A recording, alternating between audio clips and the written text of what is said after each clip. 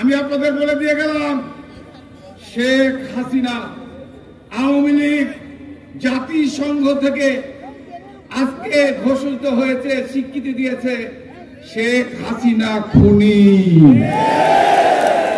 জাতিসংঘ যে জাতিসংঘের নির্দেশ অনুযায়ী সারা পৃথিবীর শাসন চলে, আইন চলে, সংবিধান চলে, সেই জাতিসংঘ ঘোষণা দিয়েছে বাংলাদেশে যে গুম, যে হত্যা, যে মানবতা বিরোধী অপরাধ হয়েছে, এই অপরাধের জন্য শেখ হাসিনা আন্তর্জাতিক ট্রাইব্যুনালে এদের বিচার করা হবে।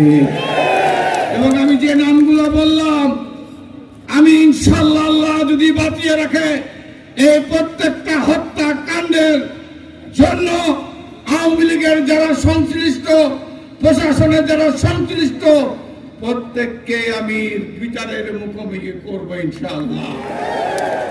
প্রিয় ভাইরা আমার, তাই আমি আপনাদের বলতে চাই, আমাদের নেতা তারেক রহমান বলেছেন 31 দফা।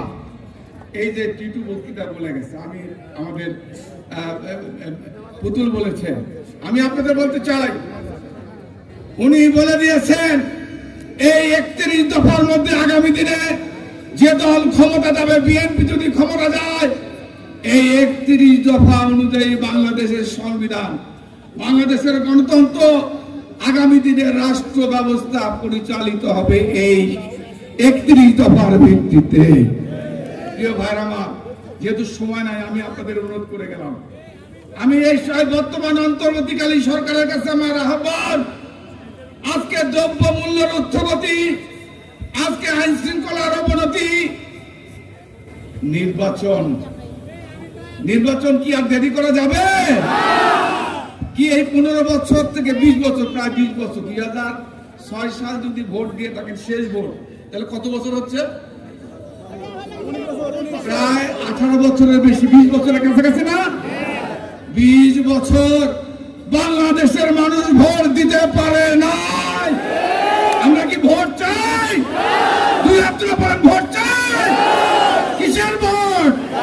ধানের শীষের ভোট। আমরা ভোট চাই কি ধানের শীষে ভোট দিতে চাই, তাই না? প্রিয় ভাইরা আমার, অন্তর্বর্তী সরকারের কাছে আমাদের অনুরোধ, আপনাদের সাথে আমাদের